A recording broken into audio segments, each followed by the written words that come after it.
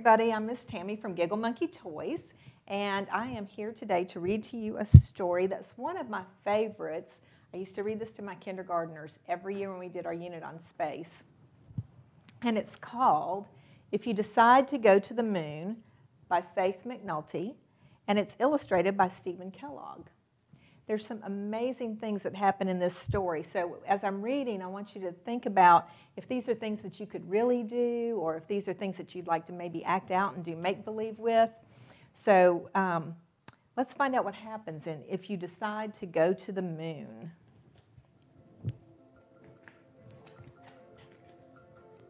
If you decide to go to the moon in your own rocket ship, read this book before you start. It will tell you how to get there and what to do after you land. The most important part tells you how to get home. Check the things you will need: spacesuit, air tanks, books, and games. Don't forget your diary and plenty of food. Peanut butter, apples, and cake will taste good in space. Water and juice are also important. To get to the moon, you will travel about 240,000 miles. A long trip, but rocket ships go fast. If you average 3,750 miles per hour, you will get there in 2.5 days. Get aboard, close the hatch, light the burners. 10, 9, 8, 7, 6, 5, 4, 3, 2, 1, blast off! You shoot up into the sky. As your ship rises through the clouds, your body is pressed against the seat. At first, you feel very heavy. Don't worry, this feeling will go away. For a few seconds, you fly through a mixture of clouds and air and dust that hangs over the earth. It is not very thick, only about 15 miles. You will shoot right through it into space. Space is dark and empty. There is no air in space, no clouds, no rain, only a few specks of dust. Some rocks, called meteors, and some chunks of ice called comets. Both meteors and comets are pieces of stars that exploded long ago and have been flying around in space ever since. If you hit one, it would be very bad. But space is so big and you are so small that a collision is unlikely. In the blackness of space, the stars shine like a million fireflies. The sun blazes with fiery light, and the moon, the mysterious moon, glows like a pearl in the black sky. Of course, you know that the moon has no light of its own. It glows in the light of the sun. Up here in space, you may feel very alone. Don't look back at the earth. It would make you even lonelier. This is the time to play some cheerful music.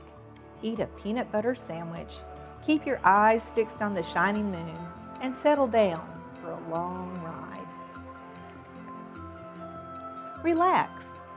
Take off your seatbelt and be prepared for a surprise. Because you are weightless in space, you'll feel amazingly light. You will float like a feather inside the cabin and bounce off the cabin walls. But you'll bounce very lightly and find it a lot of fun. When you are thirsty, don't try to pour orange juice into a glass. With everything weightless, it could collect into floating liquid balls and become an orange juice blob. You can drink out of a squeeze bottle instead. After supper and a squeeze of juice, it's time for bed. Tie yourself down to your bunk so you won't float away, and settle down for a good night's sleep. Of course, there is no night in space. You will have to pretend. Try to have sweet dreams. When you wake, you will be much closer to the moon. It will be big and round and very bright, with dark patches that look like lakes or seas. They were made billions of years ago when the moon was very hot, hot enough to melt stone. Now and then, melted stone spurted up through the crust and spread out on the surface like spilled soup. When it cooled, it hardened into stone called lava. From Earth, these smooth, dark places look like oceans. Playing cards will help to pass the time, but if you drop them, they will drift around the cabin like butterflies. Floating around to catch them feels like swimming in a dream. The first humans to go to the moon landed in the Sea of Tranquility. It is marked on your moon map, and it would be a good place to land. But you still have a long way to go. When you are tired, lie down and look at all the stars. On Earth, you see only the stars that are above you. Up here, there are stars in every direction. You might write in your diary, "I wonder how far space goes and where it ends." At last, when you have read all your books and played all your games, you wake from a nap and see the moon right there below you. You look down on an endless desert. There, everything is all one color, silvery gray. The ground is covered with rocks and round craters. Craters are holes made by meteors that have rained down on the moon through the ages. Some were huge and made deep holes, hundreds of miles across. Of course, you still steer clear of the rocky places. At last, you see a lava lake below, the Sea of Tranquility. Get ready to land. As you descend, your craft shivers and shakes. It settles softly. You feel a bump. You are on the moon. Your first look will be disappointing. As you see through your porthole, all you see through your porthole is a cloud of dust stirred up by your landing. Put on your spacesuit and air tank while you wait for it to settle. Then open the hatch and jump out. You will land lightly. The moon is smaller than the Earth and has less gravity to pull you down. If you weigh 60 pounds on Earth, you will only weigh 10 pounds on the moon.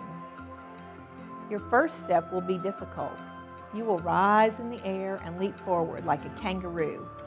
But once you learn how, walking will be fun. Each step takes you 5 times as far as a step on Earth. Leaping over boulders and craters, you cover the ground with magical swiftness. The moonscape is strange, but it doesn't look dangerous. The dust reminds you of cake flour. You wish you could take off your suit and play in it. But don't do it. The heat of the sun would burn you up. Because there is no air or water on the moon, there are no clouds to shield it from the heat of the sun or the cold of space. Everything touched by the sun is blistering hot. Anything in shadow is intensely cold. Without a spacesuit, you would sizzle or freeze. As you walk, you will notice that your boots don't crunch on the pebbles. If you take a hammer and hit a rock, there is no bang. It is impossible to make noise on the moon. Without air to carry sound waves, you can't hear a bell ring, you can't hear a horn blow, you can't hear a whistle or a song on the moon. If you kick a pebble, it will bounce without a sound. As you keep walking, the silence and stillness are eerie. Nothing moves. The boulders and hills have strange shapes. Some hills look like dinosaurs. Some boulders look like giant turtles, or weird birds, or a herd of cows. A heap of jagged rocks looks like a ruined castle. You feel as if you might be in a fairy tale. Or is it a dream? Your map tells you that the astronauts' camp is just over the next hill. As you climb, you wonder if things will look different on the other side. Will you find something green? Something alive? A meadow of moon grass? A herd of moon cows? The answer is no. The hills stretch on and on to the horizon where the rim of the moon meets the blackness of space. Everything on the moon is lifeless and still. To find the astronauts' camp, climb to the top of a boulder and use your binoculars to scan the distance. Look for a patch of color. The red, white, and blue of the flag that the astronauts left behind. It will stand out against the gray dust. As you get close to the camp, you will see everything the astronauts left behind. Strewn amidst the lunar dust, tools and equipment are scattered about. Their boot prints look fresh, as though they were made a moment ago. There is no wind or rain to wear them away. The astronauts left a message for anyone who visits the moon. You will find it written on a plaque. Here men from the planet Earth first set foot on the moon, July 1969. But the flag they planted isn't flying. The flagpole was blown over from the blast when the astronauts took off, and the flag is lying in the dust. You pick it up and push it deep into the sand. The flag is stiffened with wires so that it looks as though it is flying, even though there is no wind. It is a brave and wonderful sight and reminds you of the courage of the astronauts who brought it here. If astronauts ever return, they will find the flag flying once again and your footprints in the dust. By now, your tank of air must be half empty. It is time to return to your ship. Your trail of footprints will lead you back. You retrace your steps in leaps and bounds. When you see your spaceship waiting, you are suddenly terribly homesick. You can't wait to get back to Earth. Take a last look at the moonscape, get aboard, close the hatch, and pray that the computers will start. You push buttons, lights flicker, machinery whirs. Rockets fire, your ship lifts off. Your heart lifts too, but you have thousands of miles to travel. You'll just have to be patient. Whenever you feel discouraged, look through your porthole. You will see a beautiful sight. Earth surrounded by stars, shining like a blue and white ball on a Christmas tree. The nearer you get to Earth, the more wonderful Earth will seem. Finally, you are close enough to see the continents and the oceans. Continents and there's the oceans. You can see clouds and rain and wind moving across them, connecting everything on Earth.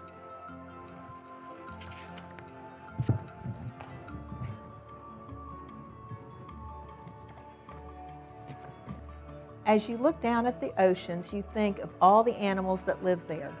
Fish and whales and seals, turtles, dolphins, soaring seabirds, and countless more.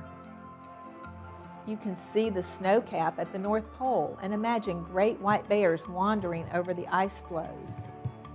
You can see Earth's marvelous variety, green forests and grassy plains, mountains, lakes, and deserts that are home to animals, plants, and people too. Why is Earth so different from the moon? Earth has air and water on which all life depends. Without them, Earth would be as lifeless as the moon.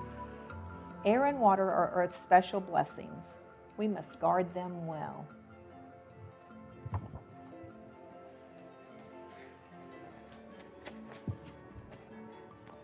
Your trip is almost over. Your ship has reached the atmosphere.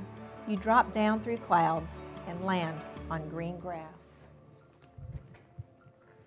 You jump out, thankful for a miraculous journey and a safe return.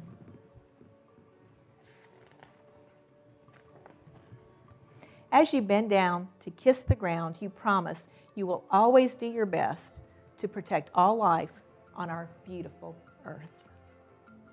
And that's the end of if you decide to go to the moon. So I hope you enjoyed the story, and maybe you can think about some of the things in the story and act some things out and do some pretend play with this book. Have a great day.